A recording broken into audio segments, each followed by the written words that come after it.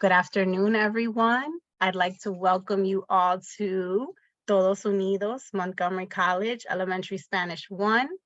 My name is Luisa Rodriguez, and I will be the session host. And I wanted to take this opportunity to just, as you can see, remind everyone that this session is being recorded. We do have captions that are here. I hope that you all can see them. And we will have our presenter, Paul, who will be walking us through his work for about 15 minutes. Feel free to put any questions in the chat or raise your hands when we get to the Q&A session. So if you want to start plugging in some questions into the chat, please feel free to do so. We'll get to them later in the session. And without further ado, I'm going to pass it along to Dr. Paul so that he can kick things off.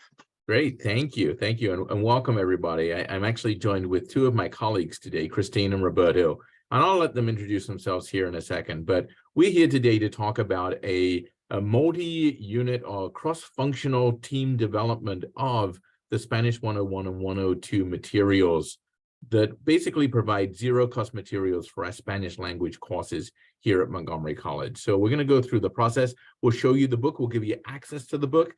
The book will be, you can have access to it at the end. You can clone it. You can modify it for your individual use cases. But it's definitely a labor of love between 3 different divisions here at MC. And I think it really is worth showcasing the work that we've done. So I am Paul Miller. I am the Professional Development Director at the Office of E-Learning, Innovation, and Teaching Excellence for Montgomery College. So I basically support the Teaching and Learning Center here at MC. That's we don't call it that, but that's basically what it is. Christine is my colleague. She's in a different department within the Office of E-Learning, Innovation, and Teaching Excellence. So Christine, if you wouldn't mind introducing yourself and then passing it over to Roberto. Of course. Thank you, Paul. I'm Christine Crefton. I work in the Office of E-Learning, Innovation, Teaching Excellence with Paul. One of my jobs is to coordinate the institutional network of Pressbooks, and that is the platform we use to create this textbook. And now I'll pass it over to Roberto. Hi, everyone. My name is Roberto Hurtado. I teach Spanish at Montgomery College, and that is in the Department of World Languages and Philosophy. So the 3 different elements here at Montgomery College came together about 18 months ago with the challenge of replacing materials for our students. And for those of you who don't know, MC is very large, right? We have 3 campuses, 2 workforce development sites. We're in the process of opening a hybrid 4th campus. We serve around 43,000 students a year, and we have a very robust world language program. And within that world language program, we try to align our priorities so that ultimately we can truly support our students here at the community college. And the biggest piece is decreasing costs for our students. And what we found in our Spanish 101 and 102 courses is the materials were very, very expensive. And, you know, to kind of see historically what's happening in the Spanish classes is the decreased enrollment. And that was actually attributed to the increasing costs, because not only the textbooks, but the software that students engage with to practice their language acquisition of Spanish. And you can see throughout the years, we've also decreased, but then we've increased our DFW rates within the Spanish courses themselves. So, you know, we looked at this as a very specific place that we could try to make a change and see impact of this work that we committed to put in the time, energy, and effort into. So the principles of success, being open and inclusive, right? Bringing inclusive opportunities, equity, if you will, equitable and access opportunities to our students through zero-cost materials. This was faculty driven. So Roberto and his colleagues really came to us from a faculty perspective. They're the content experts, you know, and that was the partnership that they had with us that provided different solutions that ultimately could support the faculty in their development. So thinking about the content and how the content was then matched with the pedagogy and the technology that we could bring through the Office of E-Learning, Teaching, and Innovation. So the logic model was basically that we would set up a system of clear communication and ongoing collaboration using teams to basically support this interdisciplinary and cross-departmental collaborative development effort using H5P. And H5P are interactive learning objects that can be built to provide practice opportunities for students. So think about micro-learning opportunities like a quiz or a video that you can watch with some questions attached to it, or some drag and drop words that overlap to say, this is this word in English, what should it be in Spanish? And it basically gives that immediate feedback to students. So the goal was to create a suite of interactive reusable learning objects that we would embed in Blackboard using the different divisions here. So again, we built them here in the Office of E-Learning, Innovation, and Teaching Excellence based upon a specific framework of communication and collaboration set up in teams, where Roberto and his team would basically feed us information in a very specific way, and then we would build those because full disclosure, I don't speak Spanish. So we had to have this system set up where ultimately we could make sense of what was being asked of us to do that ultimately then could be put into Blackboard itself. So using reusable learning objects to support instruction, we do this all the time. But again, we have a big commitment here at Montgomery College to zero cost materials. We call them zero Z courses. And ultimately, what this does is looks at the materials from a sense of what do we need to build out our course? You know, looking at our course objectives, what are the units, the chapters, you know, the modules, the assessments, what's everything that we really need to support Spanish 101 and 102? And then how could we provide or enhance the resources to support the build out of the course itself? And of course, H5P was one of those resources that we could bring into the puzzle to replace a interactive program that the students had to buy as a part of Spanish 101 and 102. So H5P, those reusable learning objects, there were 39 different learning types that we could choose from. And we actually did an assessment to see which ones would, one, give us the biggest bang for our buck, two, allow us for more of an assembly line approach to development, and three, accessible to all students. And we actually settled on 9 of the 39 different learning types to build out a framework through templates that we would train Roberto and his team in so that they could fill out the information in Spanish using the templates. And then we here could take that information and build, you know, not knowing the Spanish language. So it really created this nice assembly line, if you will, to the development itself. We prototyped, we did timed assessments, we figured out how long this would take. And ultimately, we were able to support the development of Spanish 101 within about 3 months, and then do a summer pilot of that. So we did the summer pilot. The summer pilot was conducted last summer, and the results of the pilot were great. We obviously tracked the results of the pilot. We tracked students' energies and efforts and their opinions to go back and make changes to the information itself. But ultimately, what we decided it was a great success. And we then went into immediate production of Spanish 102. So it really led directly into 102. And we're now actually going into Italian 101. And full disclosure, I don't speak Italian either, but we'll have the same system set up for success. But we did go through a summer pilot so we could really get feedback from the students. You know, we not only looked at the reaction and the learning piece, but actually the results themselves. Like, how did this really influence student performance on the other assessments within the course?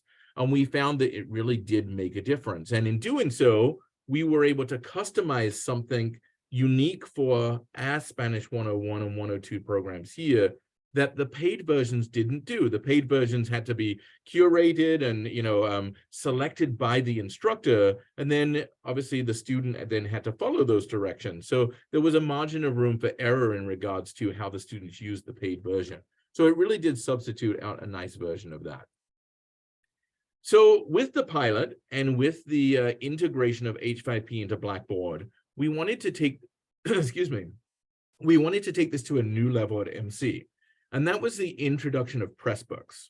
Not only did we want to replace the interactive materials for our students, but we wanted to create a free open textbook based on the Lumen programs that we currently used within Spanish 101 and 102. So we basically used Pressbooks to create a Spanish textbook that covered Spanish 101 and 102.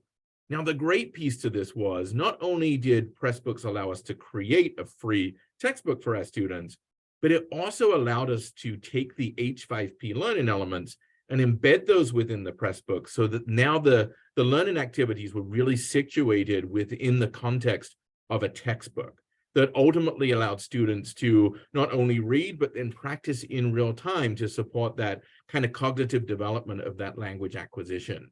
And the other nice benefit that we found with Pressbooks was that even though we could embed H5P elements into Blackboard, it wasn't connected to the gradebook. So these really were just activities that were kind of on the honor policy for the students to engage with.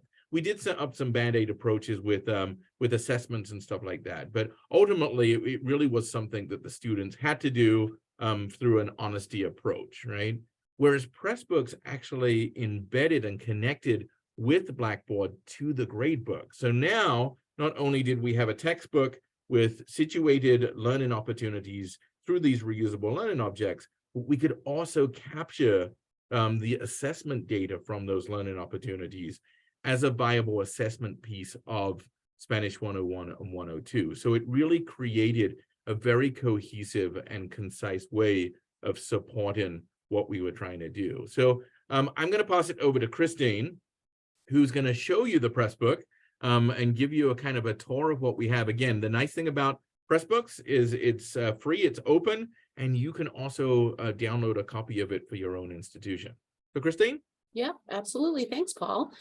So after all of that hard work went and got done, then the Pressbook could be put together. So just to give you a little update on what a Pressbook is, if you're unfamiliar, it's an online book publishing platform. It makes it really easy to generate well-formatted books in a multiple outputs. So the source material, it's very much like WordPress.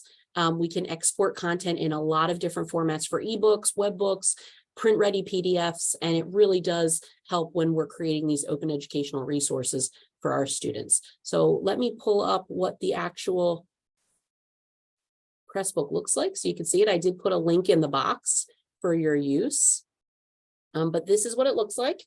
And you see there's downloading options for the book.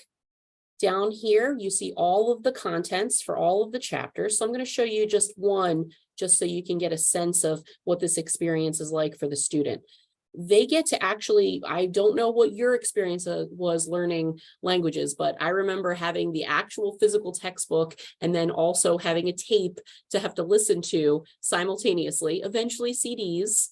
But, you know, this is already embedded directly in there. So the students see the typical conversation, they hit play button, and they're able to experience the actual conversation. If you look here, there's even the vocabulary list. We are going to be working on these a little more, but to hear your own faculty's voice being recorded is pretty neat, actually. And then you can see these exercises in the next chapter, which take them right through so that they can practice their understanding. So we have quite a few of these built in that were made by our faculty and by the elite team. So this is all embedded directly into the book. You can see that it is licensed with CC BY. So no commercial, of course, but this is completely open and usable. Feel free to clone it, use it. And what questions do you have about the actual process or the book? So Christine, before we get there, if you don't mind, I'm going to ask Roberto to talk about this from the faculty perspective. So Roberto, how has this changed the dynamic in the course? Again, we set out to do this through the lens of looking at the decreased enrollment within Spanish 101 and 102 and addressing those DFW rates for the various reasons that are attached to that. So what did the students think about this? How did you guys do? Can you talk to that element of the project? Sure. So I can't really speak up to the DFW rate. I'm not entirely sure what it has been the last in the last year, but the students definitely appreciate having no cost, that they don't have to buy a book. and they really like also like not having physical books. So they like having, this online source that they can just go back to at any time. And it works well with tablets as well. And for overall, they seem to think that the activities, there's a great variety of those H5P activities that they in the target language, and it seems to work well. Yeah. Great. Yeah, and we have testimonials from our students. They liked the real world activities. They liked the immediate feedback. They like to see themselves in the learning objects, and because we were using pictures from around campus and student voices, faculty voices to build these elements. So it came together great. Again, we definitely invite you to look at the Pressbook, to download the Pressbooks. Here are some of the activities that they can do. They can switch out, mix and match games, all of that kind of good stuff. So it really does. We're trying to replicate a lot of those paid interactive software programs that our students use, and it's making a difference, and our students really appreciate that. So that's our project, and that's our 15 minutes. So we're happy to answer questions that anybody has in relation to our project. Christy, go ahead. You had your hand raised. Here we go. I love what you did. That's awesome. I know foreign language textbooks are so expensive, and this is great. I'm interested in understanding better how one might share it with another institution. When you say download it, do you have like a link in your syllabus and students go to Pressbooks and that's how they access it, or this comes to them directly in Blackboard? How are your students accessing it, and how would another institution access it? Okay, so good questions. The first to answer about the students, right now, the actual Pressbook is embedded in the Blackboard. So faculty can just choose to make each chapter a module, or they can do the whole entire Pressbook. And sometimes they do both. So they'll say, we're going to focus on chapter 1. Here's the module, here's the link to chapter 1, and then all of that is in the Blackboard. Or what they've heard from students who say, I'd like to see the whole book. So then they have the option to see the entire book. As far as the download goes, that gives the student the option if they wanted to, say, print out a PDF version of it. That would be for their choice. And other ways, if they wanted to read it on their Kindle, or if they wanted to read it in a different format, they have that option. That's what the download does. Other institutions could use it by using the link we just provided. You could just, you wouldn't be able to embed that. You could put the link in your Blackboard course, but none of the, they wouldn't necessarily link to your grade book the way that we have that option here at MC. If you have a Pressbook institutional account, you can clone the book and amend it, change it, make it any way you want it for your institution. So that's the kind of, those are some options. Yeah, got it. Thank you. I appreciate that. I know, like at PGCC, we're using LibreText, and Okay. I'm assuming that's a somewhat equal equivalent to what you're talking about in Pressbook. Yeah, That is Christy, correct. and yeah, in fact, what we did is because LibreText is open, but they make it very difficult for you to use from an open perspective, or to clone from an open perspective. So we actually recreated the elements of the LibreText book that we use into Pressbooks.